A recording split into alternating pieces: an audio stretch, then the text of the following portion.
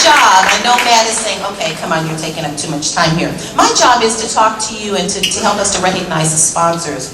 We start with our event sponsors, which are Chase Bank, Community Health Network, Shortridge Magnet High School for Law and Public Policy, and WellPoint. Let's give a hand to our event sponsors.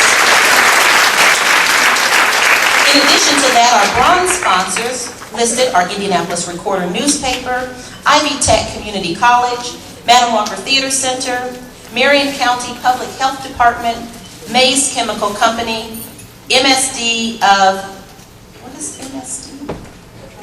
Metropolitan School District of Wayne Township. We want to say that. And Verizon Wireless. Yeah, you want to be listed like that. Yes, you do. And our silver sponsors are Citizens Energy Group, U.S. Customs and Border Protection, and WRTV Channel 6. Let's give our silver sponsors a round of applause. And if you are reading along with me on page 21 in the largest font, which is listed as our major speaker series underwriter, that is Lilly Endowment Incorporated. We want to make sure that we thank them for all of their years of great support of Steward Associates. Again, thank you for coming. We hope you enjoy yourselves, and put on your seatbelt. It's going to be a great ride. I want to thank Dr. Whit Bailey exceedingly for those remarks and her partnership. I think I can speak for Matt when I say that we could not ask for a better venue partner here.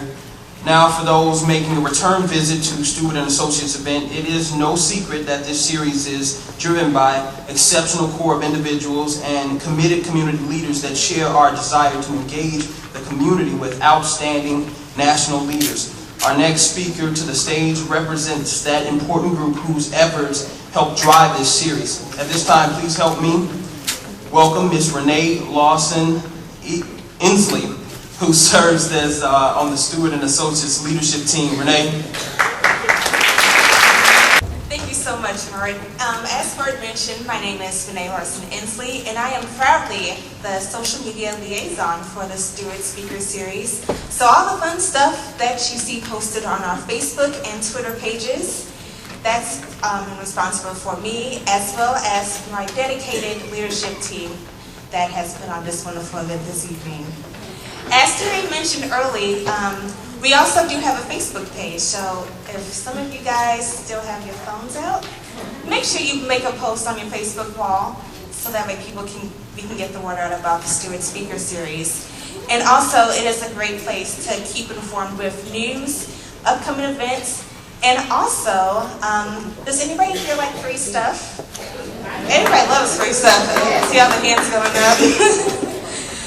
So great, if you do follow us on Facebook and Twitter, there is also a chance you can attend one of these lecture series on us. So who doesn't like that, right? Yes. Awesome. And one last thing before I get off the stage is that we have revamped www.stewardspeakers.com. That is our website where you can purchase your season tickets, as well as being in the know of the things that is to come for this season. I thank you so much for your time, and you're in for a great seat and for a great ride. Thank you so much. Thanks very much, Renee, and thanks to all you do for Steward Associates Speaker Series. I just met Renee earlier today, and I found out that she follows me on Twitter, and then I've talked to her several times on Twitter when stories are happening. It was just nice to meet her. You were talking about Twitter earlier. That's just an amazing social network that everybody can talk and get information out. Now to our featured speaker. As we mentioned earlier tonight, we're blessed to welcome someone whose story of overcoming adversity has offered inspiration to audiences internationally. Cupcake Brown was not born into a life of privilege. I'll let her get into that, but her story is about the system failure and social ignorance, and a little girl who, as a result of resigned to degradation, depression, and defeat. Her story is also about choices, good ones and bad ones, and about the possibility that if only prayer and trust and hard work, and you can grab a hold that all things are possible.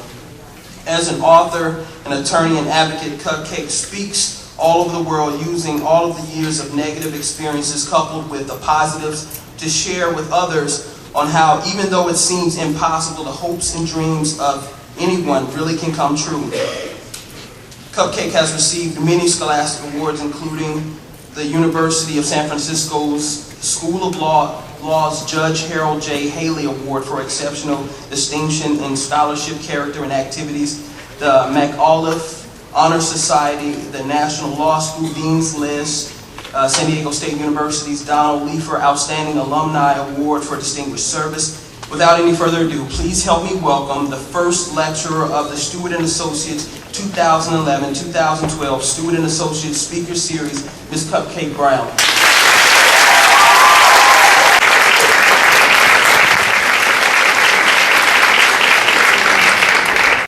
Once again, good evening. It is such an honor for me to be here. I want to take a minute and thank Steward Associates for having me and all of you for coming out to hear me. I was told that tonight's topic is community. I hope that what you hear helps you reflect on the important role that a community plays in a person's life. In my life, the lack of a functional and supportive community helped bring about some of the lowest of the lows, while the presence of a functional and supportive community helped bring about the highest of heights. In my life, I've learned that you need to have a strong and positive community, but you also need to do your part to keep yourself and your community strong and positive. Before I start, I want to take a minute and introduce my best friend and assistant, Sherry.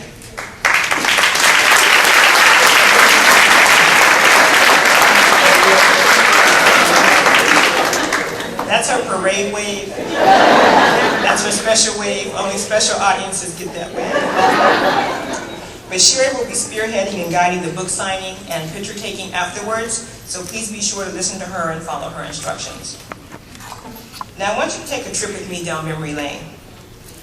I want you to think about what you were doing when you were 11 years old, who your friends were, where was your favorite hangout, what were your favorite games. Now I'm going to give you a little time, because I know some of y'all got to think back a little further than others. But I want you to go with me to 11 years old. Are you there? Yes. Well, when I was 11, I was a prostitute. My friends were dope fiends, gangsters, drunks, and hookers. My favorite hangout was on the corner, in the streets, and in dope houses. And my favorite games were running from the police and child protective services. You see, when I was 11 years old, I woke up and I found my mother dead.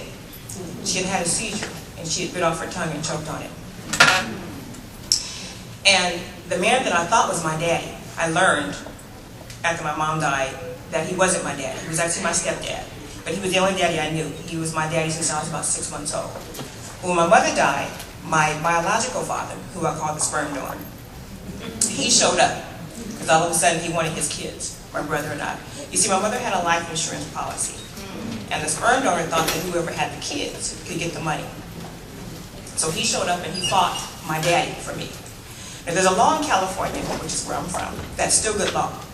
And that law says that when a parent dies, the surviving natural biological parent gets first choice as to custody of the children, unless you can show unfitness. And unfortunately, just because you leave your kids, don't mean you're unfit. So I was given to the sperm donor without question. The exact same day I was given to him, he gave me away to a foster mother. I never even went inside his house. We went from the courthouse to his car to his apartment building parking lot. And in the parking lot was a foster mother. And I got out of his car and into her car. And to this day, I've never seen him again. Well, that foster mother was abusive. In her home, I was beaten and I was raped by her nephew. Now, I was 11 years old. I was very, very sheltered. I had a very good life before my mom died. We weren't rich, but I lived in a community that was full of love and support. In the foster home, I was raped and I was beaten, and so I ran away.